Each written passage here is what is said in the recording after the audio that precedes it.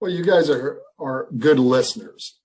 And I'm going to tell you why that's important to me, because as we pull candidates in, I have had recruiting firms before that it was literally just a dump truck dump.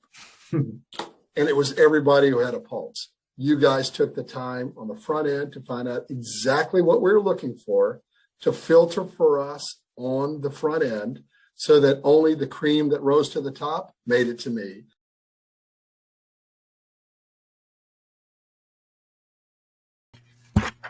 All right. Welcome to the Automotive Intel Report. It is the September. I wish. See you. May 19th edition and episode of the Automotive Intel Report. My name is Sandy Cerami, coming at you live with my right-hand guy on the right-hand side, actually in the center of your screen today, Mr. Ron Marvo, former Gold Glove champion, the man with the devastating right hand. And to his right is my man, Jeff Mays. He is the managing partner over at Keffer, Chrysler, Dodge, Jeep, Ram, and Keffer VW. Jeff and I go back a ways. As a matter of fact, it's something we're going to talk about here today. But Jeff, before we get started and talk about how unbelievably amazing and awesome you are, because you are, I just think you're a dude.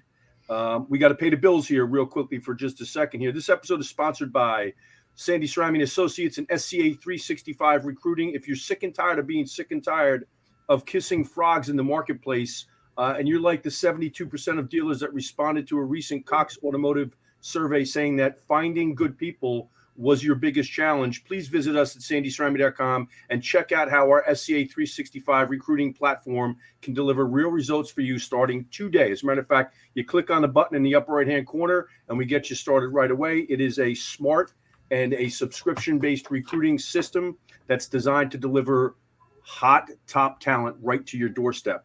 We're also brought to you by the good guys over at Priority Payments Local. Whether it's supply chain disruptions or the rising costs of doing business every single day at the dealership level, they help you lower, if not eliminate, your credit card processing expenses. And they're so sure they're going to save you money that if they take a look at your last two statements and can't save you money, we'll give you a $50 gift card just for giving us the opportunity to take a look at those statements. Visit sandycerami.com/priority, all lowercase, sandycerami.com/priority in lowercase, and you can get more details there. In the meantime, got my man, Mr. Jeff Mays, managing partner at Keffer VW and Keffer Chrysler Dodge Jeep Ram. Jeff, welcome, and thanks for taking the time, buddy. Appreciate it. Thank you so much. What an honor to be here with both of you. Thank you. Well, buddy, it's overdue. And Ron, I think I told you that Jeff and I stumbled upon each other when I was recruiting for a client based in North Jersey, and they were looking for a talented GM to run the Chevrolet store. It's a high-powered, high-profile Chevrolet store, and Jeff answered the recruiting campaign that we ran. Had a chance to talk to him by phone. Did not meet him prior to the client meeting him and the client ultimately hiring him, but he did an incredible job over at that store and has parlayed that into an incredible run, Jeff, over the last 10, 12 years. You've had a great career as well, but talk a little bit about how we got together, Jeff, from your perspective. I'm curious. Well, to put it succinctly, I'm living proof that it pays to be in Sandy Cerami's circle. I appreciate that, buddy. I appreciate that. So I feel the same way about you, but you made my job really easy in terms of presenting you as a candidate for that store, and you had an incredible run over there. Talk a little bit about what you've been doing over the course of the last 10 years or so. Right. So, as much as I like the way we look at ourselves in this business, I am still much a work in progress, even after 31 years of being in the automotive retail space. And I'm a worker bee like everybody else. However, two people I credit for being able to help me sustain a present career and a visible career in this business. One, you'd be able to identify with this because I married a really good Jersey girl, and, yes. Right? Because they are just the best, very strong women, Amen. loyal, to the end, and push you to make you better, and always help you to see what is actually possible, right? And something in the water. I don't know. But and then the second person is the guy I've got the benefit of being on here today with, who is you, Sandy. So, I don't know if I've ever taken the opportunity to thank you directly, but yes, you were instrumental in the last 11 years of my career and career advancement, no question. So Well, thank buddy, you I for that. appreciate that, but it's hard for me to take credit. I mean, you've got to do the work. The thing that I think that attracted me and drew me to you long term to maintain the relationship that we've had is because you've delivered results everywhere that you have been, and you're not afraid, as you said, to roll up your sleeves, get the dirt under your fingernails, and do the tough work. But you've got a great way of, quite honestly, identifying processes and systems that make sense. You know how to re-engineer them when it's necessary, but you also plug the right people, talent-wise, into those processes and systems to make the dealerships operate at max profit level and max performance level. Talk a little bit about, over your career, how did you hone those skills? How did you learn to be so effective in terms of what you do running dealership operations?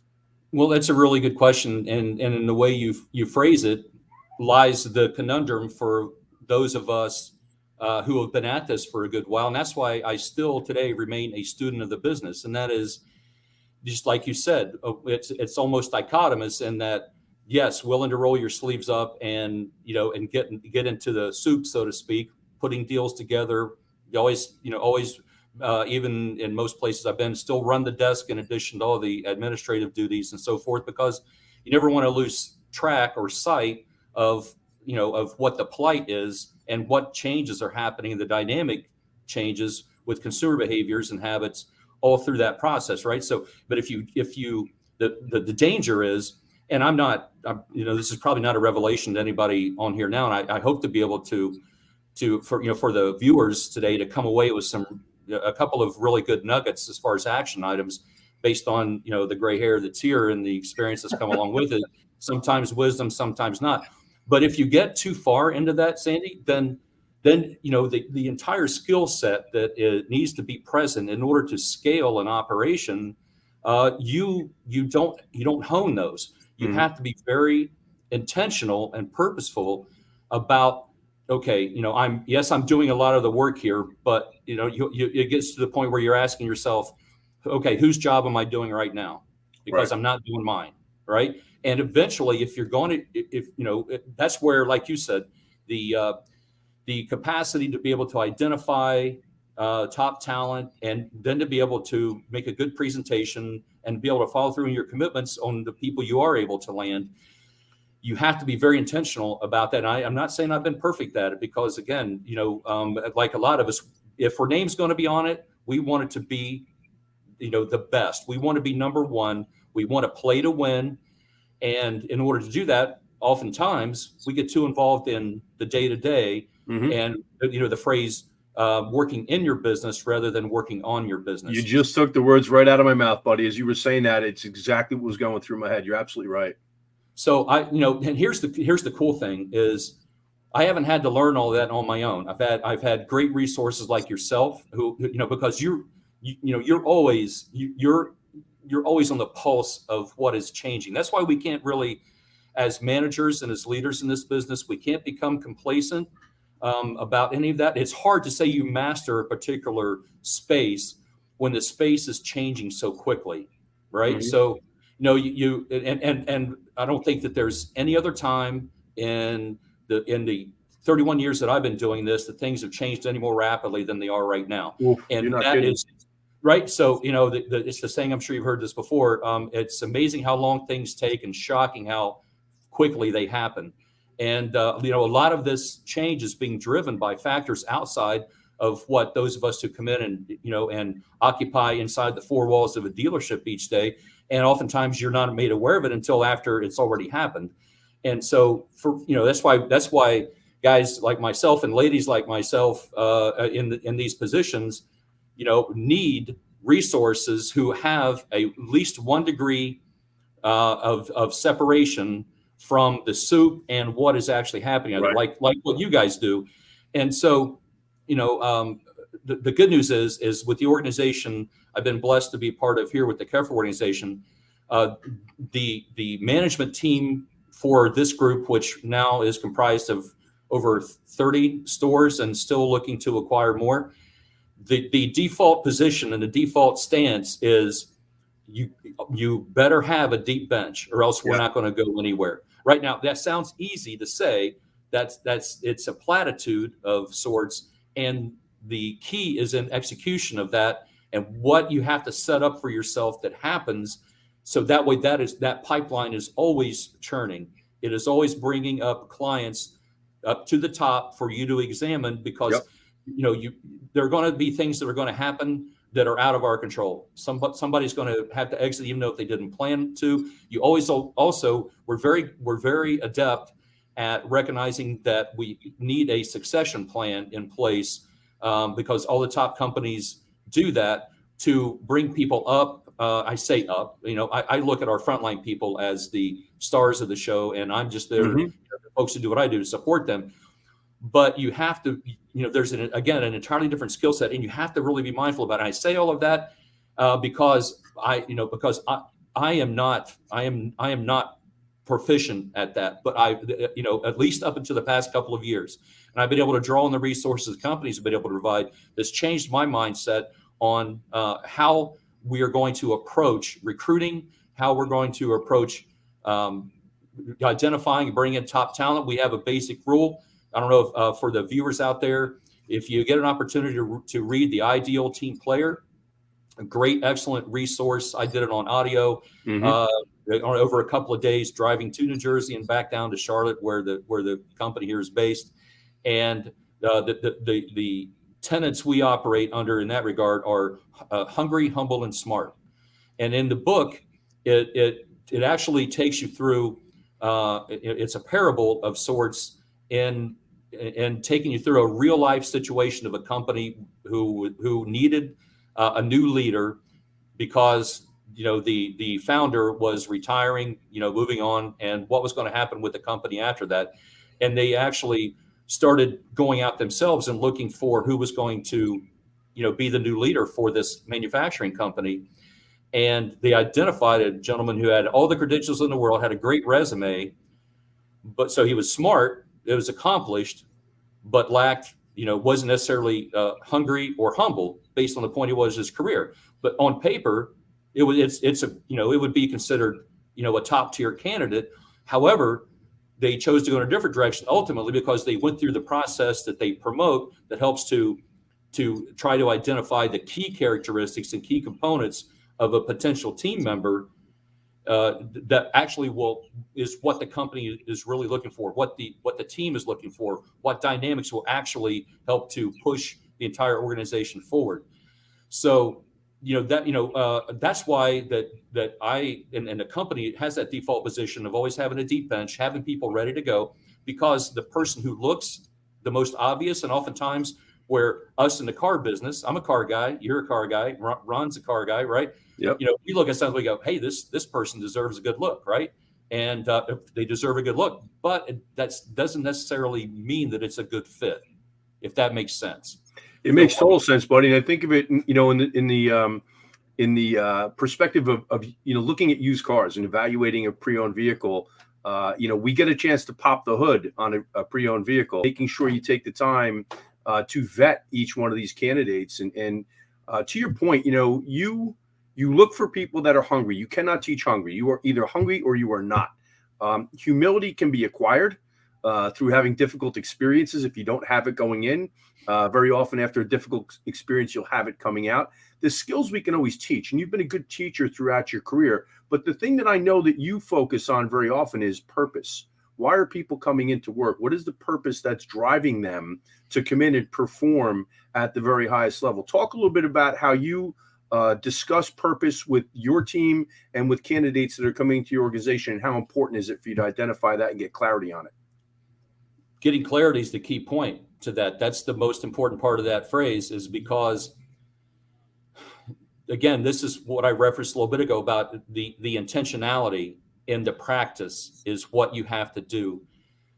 And this is not something that necessarily can be a template to use in the way you execute it, right? Because I spent 12 years in the Northeast. I'm from Ohio originally, Southern Ohio, Appalachia.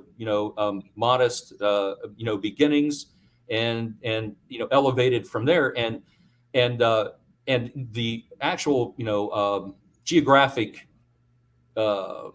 aspects of the personalities and the speed at which and things people respond to as team members in the area where I am now, totally different than what drives people in North Jersey, just outside of Manhattan, right? I mean, it's a totally different dynamic, and so that's why you have to be intentional about you have to be a good listener first and foremost, right? 80-20 rule, and you have to take the time to get to know what drives your team. And again, I know that sounds easy, but my day is booked solid every single day, 6 days, 7 days a week, still, in this business. And so I have to just stop what I'm doing, go back, speak with the techs, shake their hands, ask them what I can do to help them on a daily basis, and and ask questions about what's going on with their family. That is a real integral part of leadership and identifying how to get the most out of your team, because you want to learn what their purpose is. To your question about purpose, and it's oddly enough, just yesterday, every month at both stores, we have what they call town halls, and we celebrate accomplishments, both business and personal, for many of the team members, frontline people.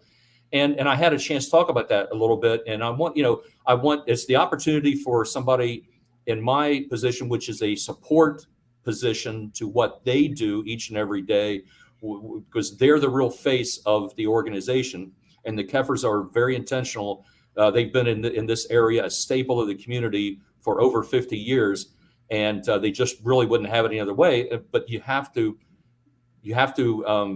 be frequent and intentional and purposeful about communicating that message to everybody else on the team. And we were talking about that, and when we recognize the people, that employee of the month, person with the highest CSI in sales and service, top tech producer, top CSI for service advisors, I definitely recommend that you get everybody together, because it certainly does a lot for morale. But then I also share with them, what my commitment is, and it's an ongoing commitment. It's not just an edict. It's a way of behavior. And I let them know. I said, look, we want you to know that we recognize that you make a choice every single day to leave your family, your loved ones, and come here and trade time for money, or for compensation.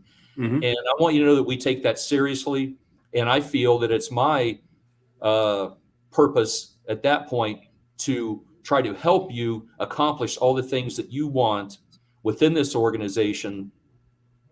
And that way you feel, and that you're with the right team, you're with the right organization, and that you're on the right track to achieve the things that you want to achieve. Yeah, I think it helps them become part of something bigger than just themselves, as we say all the time. Jeff, let me ask you this question.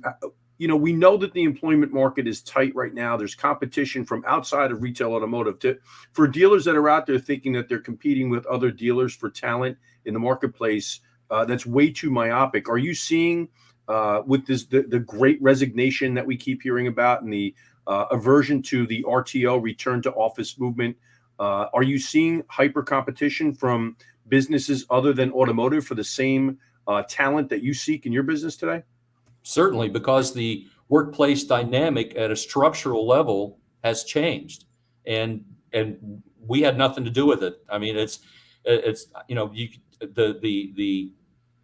the nomenclature or the moniker can be whatever serves the purpose for that, but in functionality and in reality, what has happened is that through no direct action from us that precipitated this change in circumstances and change in culture, it was brought upon us. And so the competition now, if you just take a look at the numbers, and so we can get macro here for just a moment. Sure.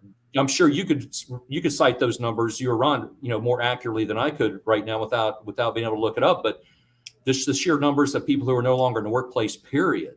It's staggering. Right? So so that the laws of economics come into play, whereas you have a certain limited supply that is decreasing, and you have a demand that is increasing. The only thing that can happen is the cost to do that is going to go up. So we've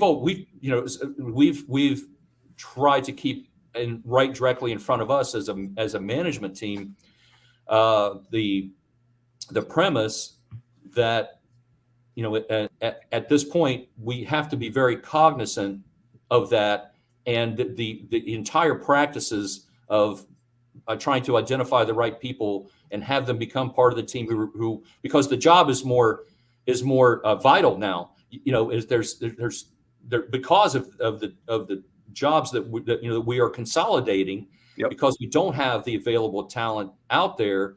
It makes the qualifications that much harder to achieve, and so that again changes the whole dynamic about how you go about finding those people. And as car guys, that's why I as myself and not having a lot of time to try to delve into that particular practice, it's good to have outside resources to be able to do that. One good thing that I've learned as being part of the group is we do have a succession program internally for the dealership, Future Leaders program. They spend a lot of time with Mr. Keffer and outside resources, and like once a month for 3 or 4 hours at a time. Department heads who have been identified as top potential candidates for other stores and to move up. So we do identify that. We do bring them along, cultivate them, so that way our bench is always deep. But also, we kind of flip the script a little bit, because you want to try to find the right talent for the right position. You almost have to define what is the vital position that now oftentimes requires more tasks and more responsibilities because of the depleted talent pool out there. Yeah. So therefore, you almost have to write the job description first, an updated job description, and then you go find and identify the person for that, rather than traditionally what might have been the other way around, and you don't make mistakes because of that. Jeff, you hit upon so many nuggets there just now, and I hope people are going to take notes and take note of what you just said. I'm going to cite a Cox Automotive survey real quickly. There's 3 statistics. You can find these on our website at sandystrymon.com, but they are very foretelling in terms of what we're going to face in terms of the hiring headwinds that we are just about to really feel fully. But 72% of the auto dealers that were surveyed said finding and hiring and retaining top talent was their number one challenge. 64% of the people are not interested in working in a dealership based on their perception of the business. So we've got to do a great job in messaging when we're actually out there with recruiting campaigns. And then 32% never applied for the dealership opening, thinking that they lack the skills that are needed in a dealership environment or for the position that's being recruited for at that moment in time. And what that does is precludes us from speaking to some of the top talent that's in the marketplace. So I believe that as an industry, we've got to do a much better job. Now, what you just said with respect to leadership development that you do internally in your organization, it's so critically important to give folks the training, experience, and resources that they can fall back upon, especially if they're an emergent leader, somebody that's new to leading in the business. What do you guys do in terms of your brand new emerging leaders that have the quote unquote management title for the first time? What are some of the things that you do with them right now to prepare them to lead when they haven't led before and now they're responsible for a group or a team of their peers? We work with companies to develop them outside of the car business. Interesting. Okay. Third party to come in and act as an objective guide in that process. Right. And we work currently with the Vistage Group. I'm not sure if Sure, absolutely. It may not be readily recognizable to other people in the automobile business who are doing it right now, but a widely known business group of typically a moderator who has been a successful CEO over a span of decades, who can coordinate all of the content that is shared to all of the Vistage members. And it's an eclectic group, a cross section of manufacturing, marketing, healthcare, automobile, and business, and the people we identify as potential future leaders, they become parts of those groups on their own. Interesting. We don't have any discussions with the moderator about how they're coming along or anything. That's all kept confidential. That way they can continue to have open dialogue themselves that is transparent and authentic. And like even myself, I have a Dave Zerfoss is the moderator in the Charlotte area. He's a very successful CEO of the Husqvarna Corporation. Sure. Brought him from obscurity into one of the largest outdoor machine tool franchises and names in the entire world. Yep. So I get to borrow his wisdom, and believe me, I put it to use. And so those resources we make available to the future leaders in an environment where they can learn on their own. There's no pressure, and they get access and resources outside of typical car mentoring, which is I love that. I think that's brilliant, Jeff. Here's a phone. Here's the phone book. Your desk is right over there. Start with the A's, and by the way, but your first day is 9 a.m. to 2 p.m. It's you got anything out yet today? Yeah, no doubt. Well, I tell you something, and I'm one of those guys. I'm not. I am that guy. So. Yeah, that was my upbringing. That was our. It's how we got. Listen, it's how we were brought up in the business, Dave. Right. I mean, so it's you. All All these other things are much more enlightening to a person like myself, right? And so now that, and to be candid, Sandy, Ron, this is what I do now. And this next chapter of the career is I have to be very intentional about who I am bringing along and bringing them along in the right way, because we're making tons of investment into these resources.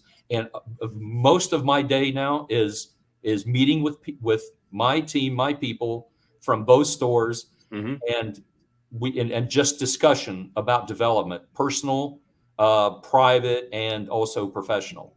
Yeah, it's I amazing. love it. I mean, you have no choice. You have no it's choice something that we don't see nearly enough of, to be honest with you, Jeff. I love that you guys go outside of automotive to get some input. Two funny things I'll think about as you're talking. I'm saying, Husqvarna, it took me 4 years to pronounce that correctly, just for the record. All right. So every time I saw one of their products, my apologies if I'm getting it wrong. Yeah. How the hell do you pronounce that? And the second thing I will tell you is, you're making light of the fact of how we bring folks into the business and get them started. But, you identified one of the 7 deadly sins that we talk about, 7 deadly recruiting sins that we talk about, which is not having that.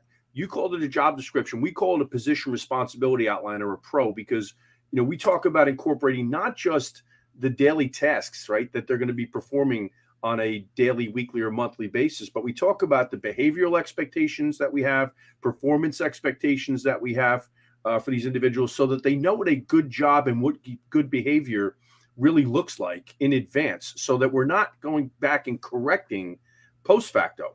A lot of times what you said, we see the quote unquote job description comes out, long after they've been hired, days, weeks after they've been hired, when we're having to correct behavior or modify performance because we're not happy with what's happening, in the first 30 days or so. And so, as a matter of fact, we've got 6 other deadly recruiting sins that you need to avoid and need to know right now. You can take a look at sandyceramic.com to download that. But I'm so glad you touched upon it, because it's how often do we see where a compensation plan is either not prepared prior to somebody even getting started in the position. It's prepared on the fly after you've already decided to bring them on. It's, in contrast or conflict with what's being asked of them in terms of daily responsibilities and behavior. So we've got to really take the time to know that we're prepared before we bring somebody in. And that's all part of, the recruiting and hiring and onboarding process ultimately. So, hey, Sandy, also what I hear with Jeff saying a lot is their ability, and Jeff, your specific ability to facilitate trust. The fact that you walk around the shop and you go speak to everybody in the dealerships is so paramount to the individual, because they not only feel like not only do you care about them, but trying to dig out what makes them hungry, what drives them. If you have that pre-established trust with them, they're more likely to really open up to you and really tell you, like, well, this is the driving factors for me of why I'm here, what I'm looking to do moving forward. Absolutely. So I just got to give you a huge kudos. Yeah, it's a move that's very often missed by GMs and I won't say dealer principal, a lot of times with GMs because they're busy, right? They're busy, and you maintain touch. By the way, you did that early on in your career, with the first place that you and I connected, and I think that was your hallmark. Was the fact that you connected with your people. It's critical. Well, no different than connecting with the customer, right? I mean, it's the same. It's the same principle. Only there is at least as much impact and importance as it relates to the company's development. In that regard, that's perhaps more so, Jeff. Right? Perhaps more so because when you have those committed folks on your team, they know that they can trust and count upon you.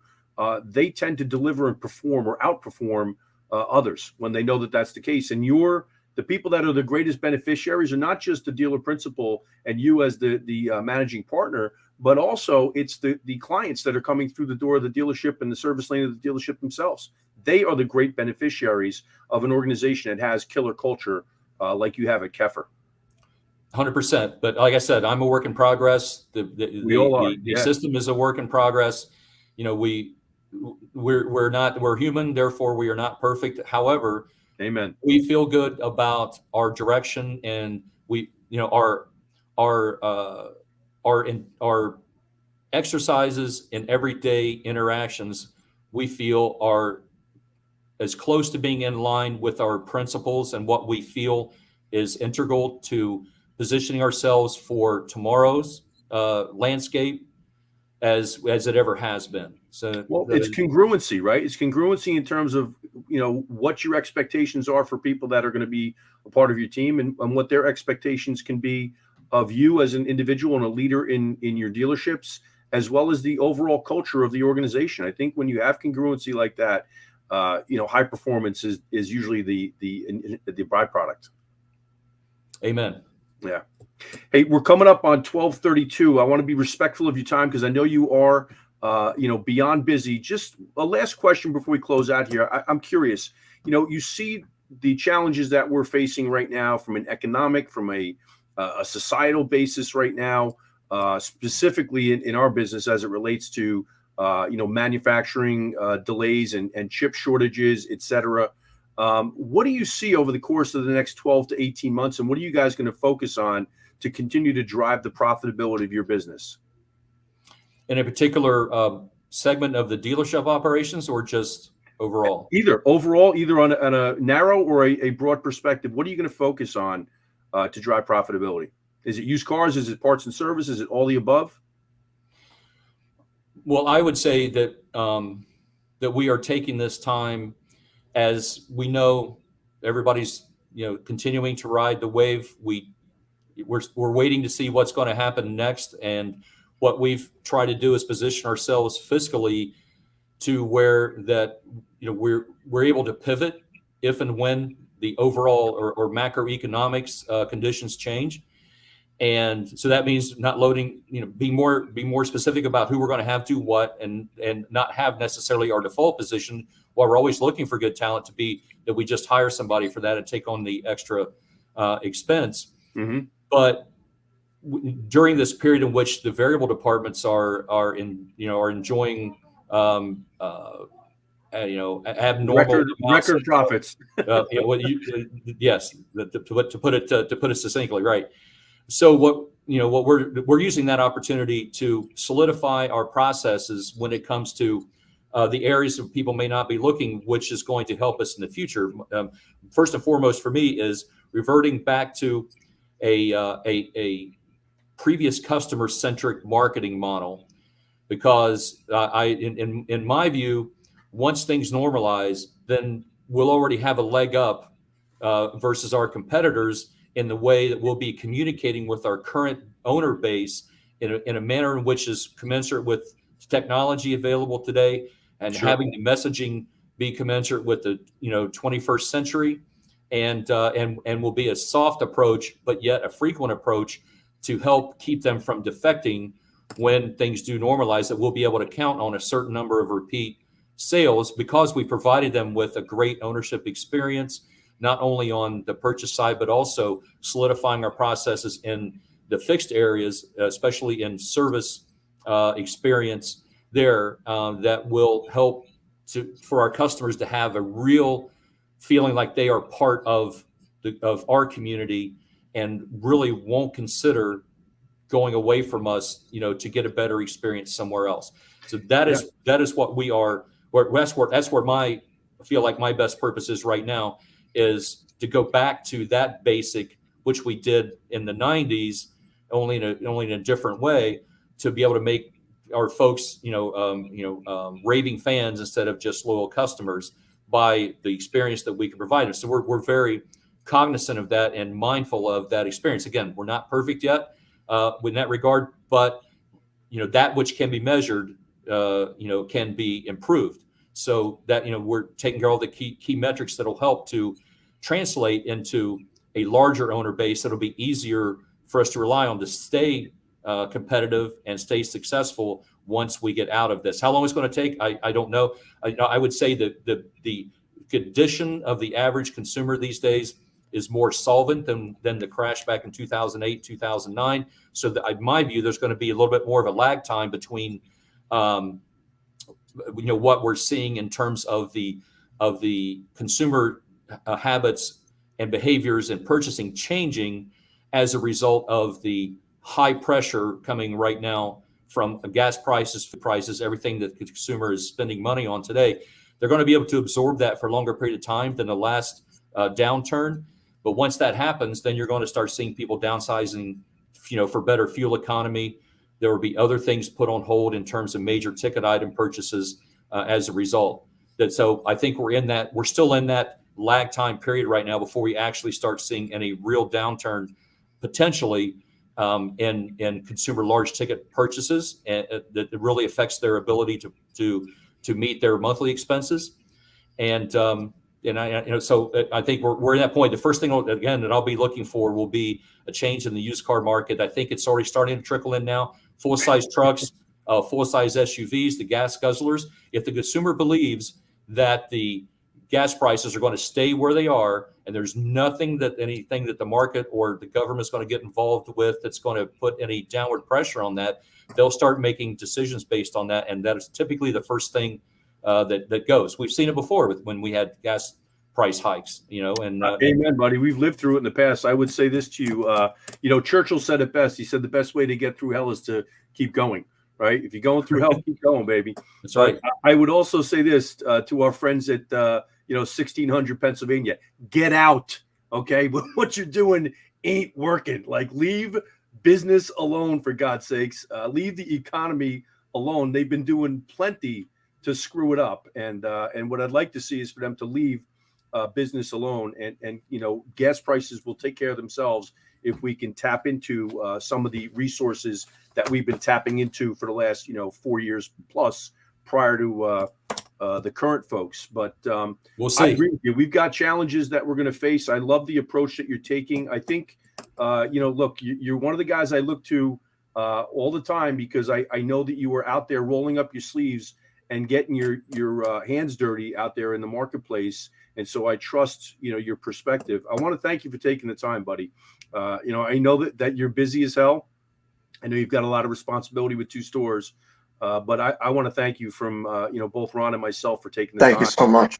To spend some time with us on the Automotive Intel Report here today. I am honored, and I've been waiting, for a great time for us to get back together and just talk like this about key points that are integral to the viewers out there, and see if we all can't help each other out some. No better time than the present, buddy, and we'll have to do this again. We'll circle back. I hate to even use that reference, but we'll get back together. Let's do it that way towards the back half of the year, and let's talk a little bit about what we've seen happen, because I want to get your perspective as this continues to unfold from an economic and financial perspective in our business. But in the meantime, I want to thank you again. Make sure you follow both Ron and I, as well as Jeff, on all the social media platforms like LinkedIn, like Facebook and Instagram. So make sure you reach out and connect and follow. Please make sure you go ahead and click the subscribe button on our YouTube channel as well, and follow us over there. Visit sandycerami.com for all of your recruiting, training, and profitability solutions. Today's interview was produced and distributed by Sandy Cerami and Associates, and my man, the executive producer, the man in the middle, Mr. Ron Marvo. When you don't know who to call or what to do, that's usually when our phone rings and our inbox dings. We provide the most successful, cost-effective recruiting solutions in the market today. So go to sandycerami.com and check it out. Make sure you download your free PDF, the 7 deadly recruiting sins you need to know right now. I guarantee it'll be worthy of your 2 to 3 minute time to read it. Will absolutely help you out. And once again, I want to thank my man, Mr. Jeff Mays. In the meantime, we've got to step up to stand out. And guys, we are out. Thank you, everybody. Thank you, Jeff. Thanks, guys.